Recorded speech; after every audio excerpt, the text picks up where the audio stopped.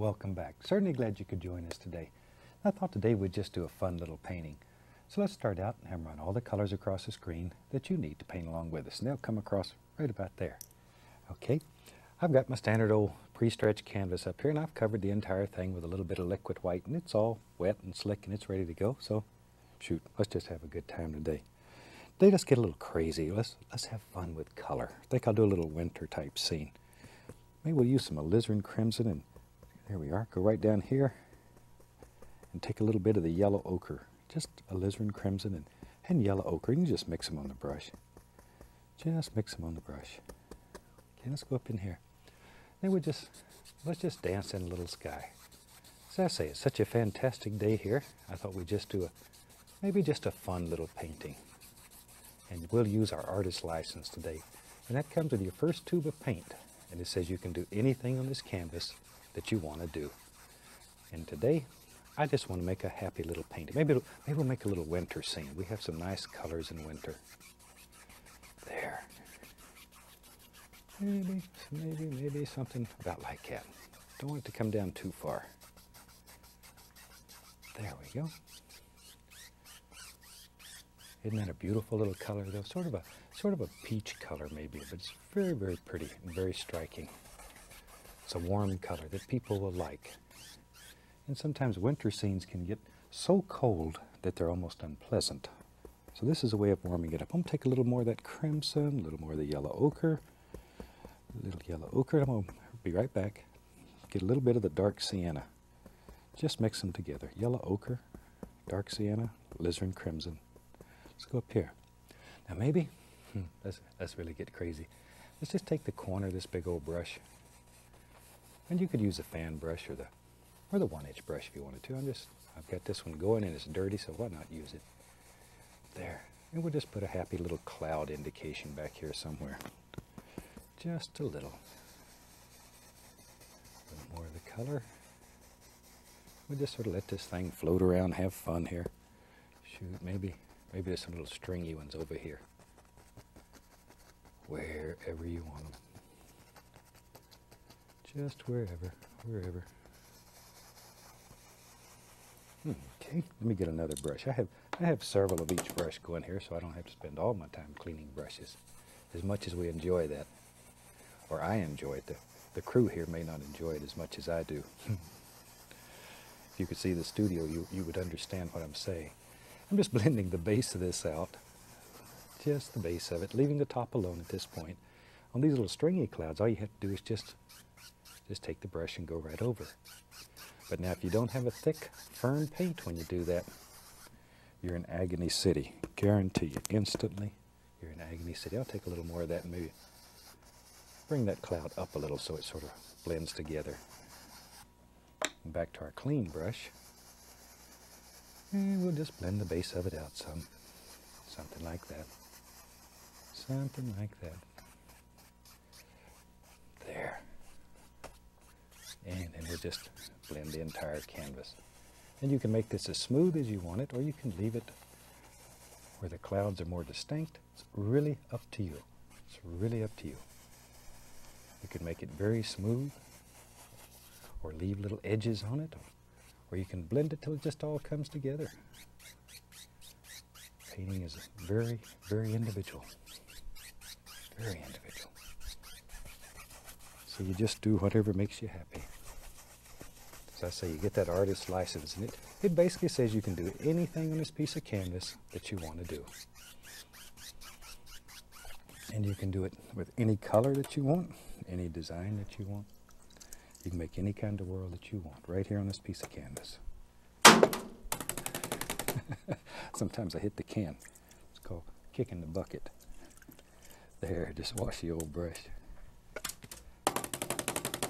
And we shake them off and in business again. Let's build us a big mountain today. For that, I'll tell you what, let's really get crazy. I'm going to take some black. We'll use alizarin crimson. And maybe a little of the dark sienna. What the heck? There, that'll make us a nice color. At least a little touch of blue in it. Not much. Very little blue. Very little blue. cut us off a little roll of paint. It's right out there on the edge of the knife. Come right up in here. I want to do a huge mountain today. Let's begin pushing in some nice shapes here. Nice shapes. However you want it. Now you have to be careful, because when you start making these mountains, these son of a guns will grow on you and take over your whole world. It gets to be fun, and you don't know when to stop. You can just absolutely eat up your whole canvas with a mountain. All right, maybe. Oh, I don't know. Maybe this just comes right over. Well, I did say big mountain today, so we really have a large one. We can spend the whole show just working on this one mountain. And at home, when you have unlimited time, do exactly that. Spend a lot of time working on one mountain or one area of your painting, especially when you're first learning, because that's the way you learn. And as I've mentioned before, if you make a mistake, don't get angry about it. Look at your mistake. I believe sincerely that you can learn as much from mistakes, if not more, than you do from successes. And it's not a failure if you learn from it.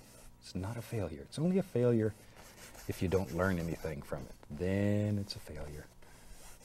And it's the same, I think, in your everyday life. Anything that you try and you don't succeed, if you learn from it, it's not a failure. Now, if you make the same mistake again, different story. Here we're just blending that out and allowing it to blend with the liquid white that's on the canvas. And just create that illusion of mist down at the base. That's all we're looking for at this point. Whew, boy, we really did come out with a big mountain. Okay. It's a good place to sort of clean off the brush there. We'll just cover the whole bottom down here. Maybe we'll have some snow down here, and this will end up being shadows in the snow. Doesn't matter.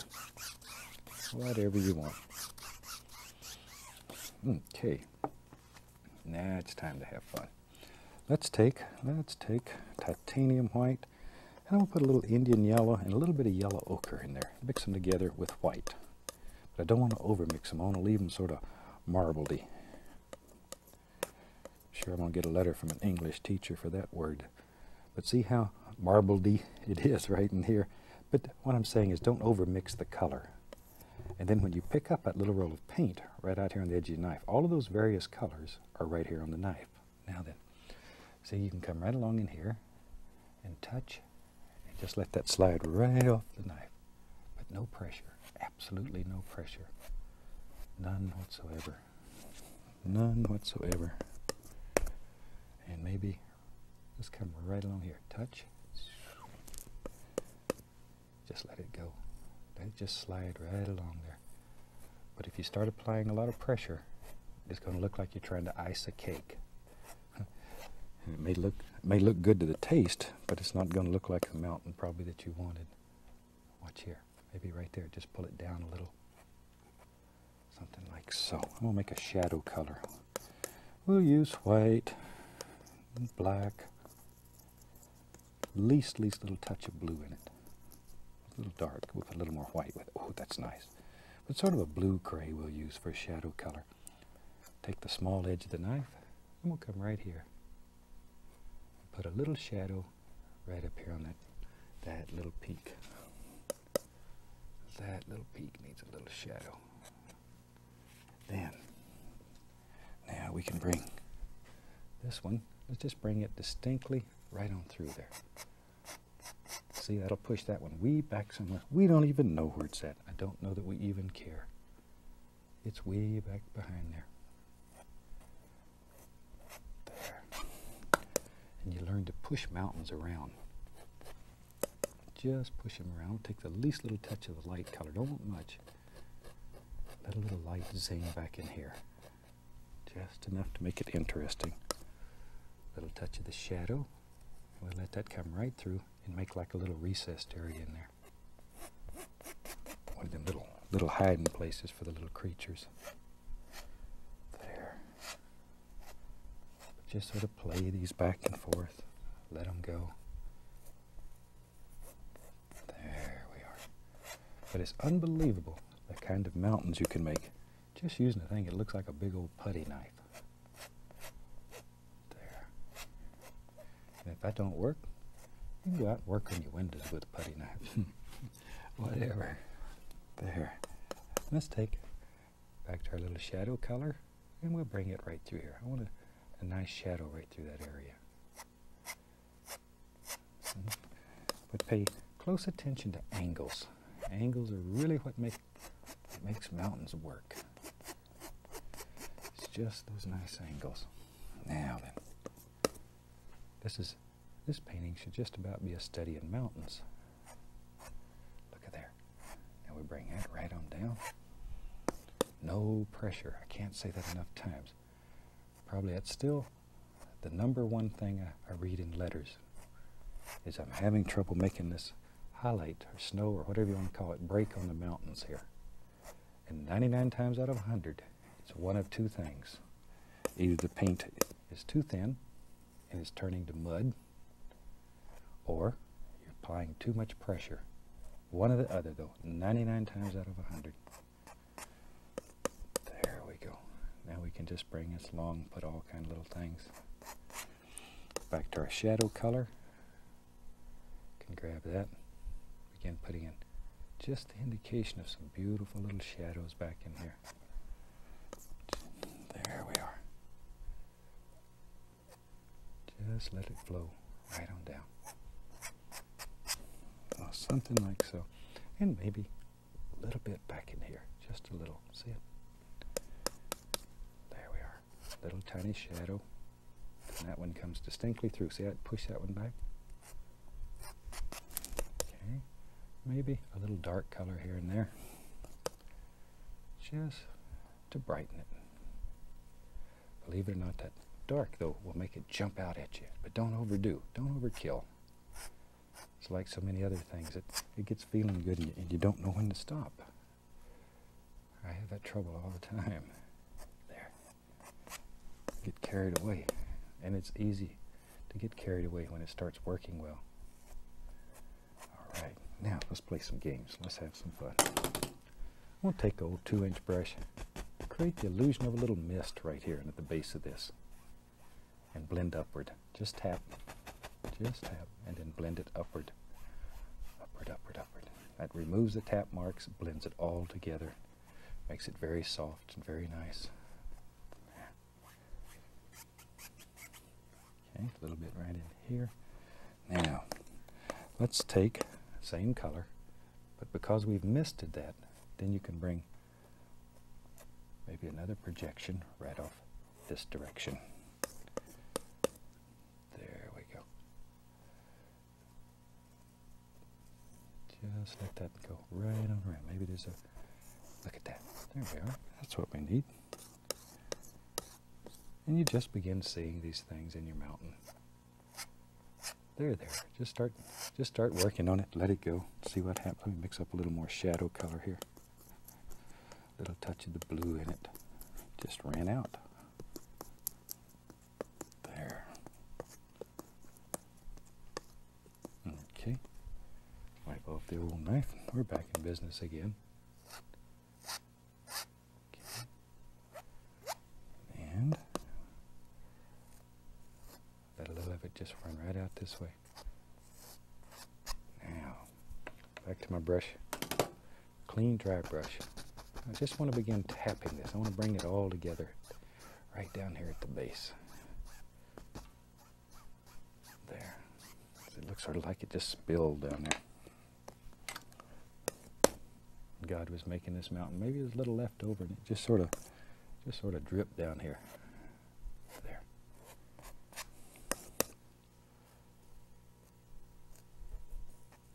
But just by changing the angle a little bit, you can give that feeling of roundness to the base of this mountain. And it makes another plane and pushes everything else back further into the painting. There. By working this a little, I want to dull it. It's a little bit too bright there. Just a little bit of that will dull it down. All right. Good. Now, a little bit more of the mist, just by tapping, following the angles. bottom of it very soft, very, very quiet, very smooth. All right. Okay. And that gives us one heck of a range of mountains. Okay. Now maybe back in here, tell you what, let's take, wipe off the knife. I'm going to take a little bit of white, a little white, a little white, and go right into, we'll take a little crimson, little blue, white. We'll make a nice lavender looking color here, to the blue side though. Okay, let me wipe the knife again. We just keep using the old 2-inch brush. It really doesn't matter, whatever brush works for you. Maybe back in here. Yep. Right along in here. We'll just push in a little color. We'll come back and highlight that a little later. There we go.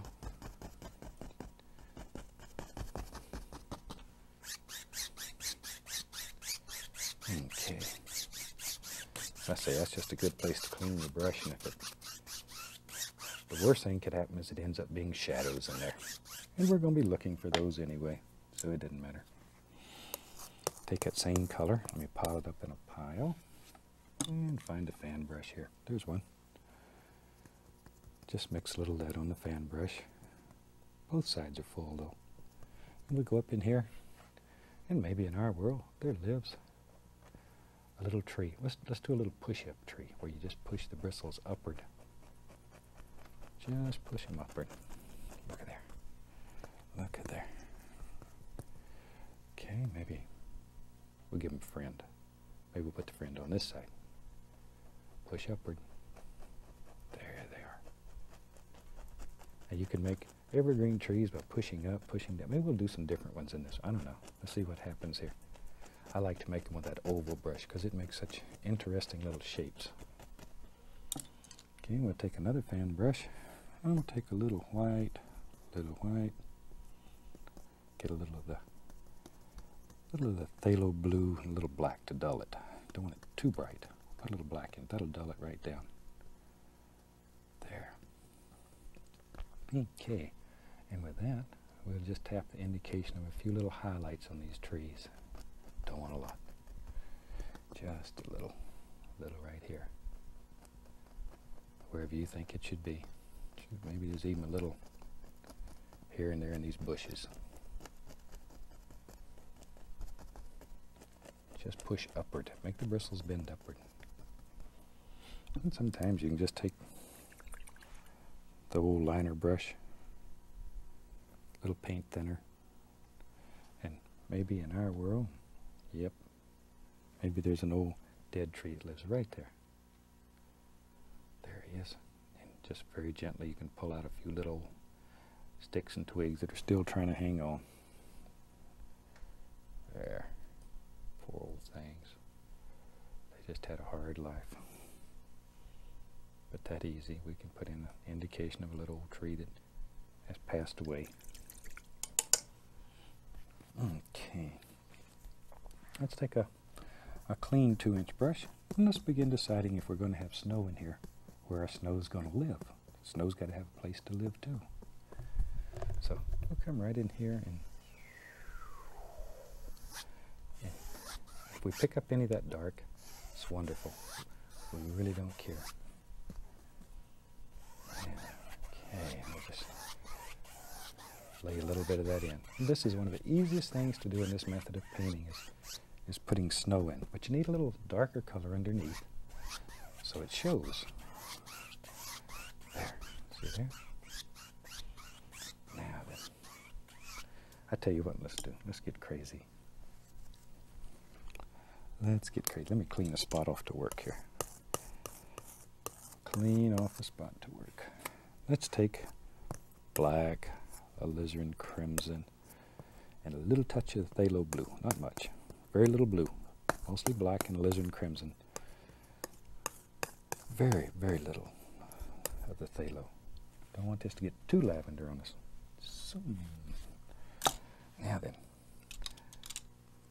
let's use a fan brush. And with the fan brush, I'm just going to make a center for a tree. Get brave. This is your bravery test. Maybe another one. Right there, smaller. Too slow. I want to use this oval brush anyway. Let's try it. And the oval brush is easy to identify because it has a black handle. All the rest of our brushes have white handles. So it's easy to identify. All right, now watch right here. We take that oval brush. Maybe this tree goes way on up somewhere. We don't know where it goes. And we'll make one of those old evergreens that's just hanging down. There. See there? That's all there is to it with this brush, though. Makes all those beautiful little things. This would be I got to show you one of my babies. I like to show you creatures all the time. And recently, I went out to see the bird lady in Orlando who lives close to me, Ann Young, who's a super, super lady. And she let me play with Danielle here. He's a little fish crow, little Florida fish crow. And he's one of the most precious little things you have ever seen. And Daniel and I spent, oh, I don't know, we probably spent several hours together because he's hungry continually. Little rascal. He could eat you out of house and home in a minute. Look at the size of the mouth on that character. But he is absolutely precious. There. And Anne has all kinds of birds over there. She takes care of songbirds that have been orphaned or injured. She releases a couple of thousand birds a year, if you can believe that. She raises these things and releases that many. Uh-oh, had a slip there. There. The only thing I was doing while you was watching Daniel there was just putting in a few little limbs on this old tree here. That's all. There. Tell you what, just to balance this up a little, let's do one over here too. You know me, I like them old big trees. Maybe this one goes, sort of just take a look back and see where it looks good. There he is. He just runs right off the top. Hangs out right here. Literally hangs out right here. There he goes. All right.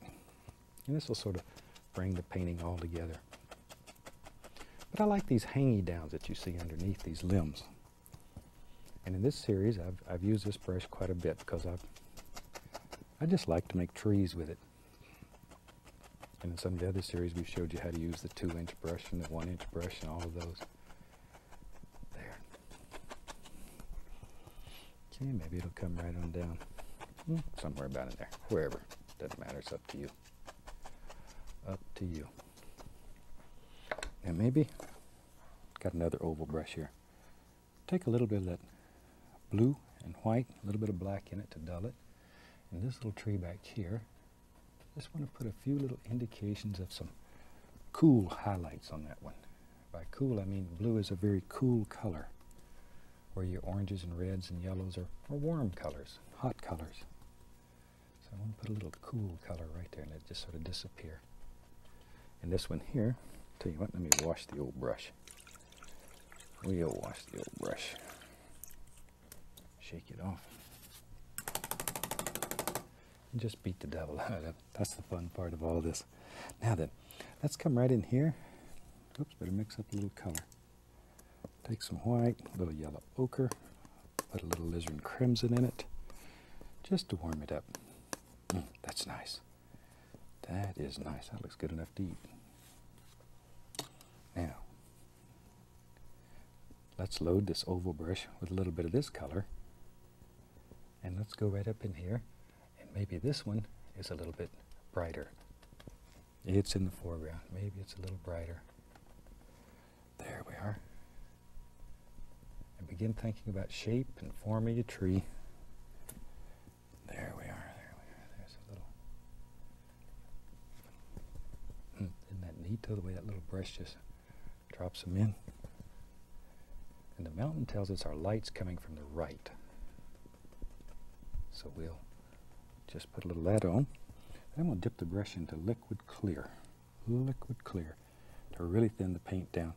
And also when it dries, there'll be a little sheen to it. It'll shine, and it looks like highlights. There, tap a little of that. Let's go up in here. And over here on the right,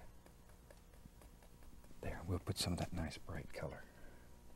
But don't overdo. You can very quickly overdo, kill all your dark, and it just goes away and loses all of its effect. So be careful with this. Be very careful. Don't overkill. A little more of the liquid clear. I like this clear. That's another little thing that I invented quite a while back. It has really went over well in the art world. Quite a few artists are using that now. Just like the black gesso, I just thought it was a natural thing to have. You got liquid white and liquid black, you need a little liquid clear. There. So that's my contribution to the art world. There we are. A few little things here and there. See how them rascals just hang out there? There we are.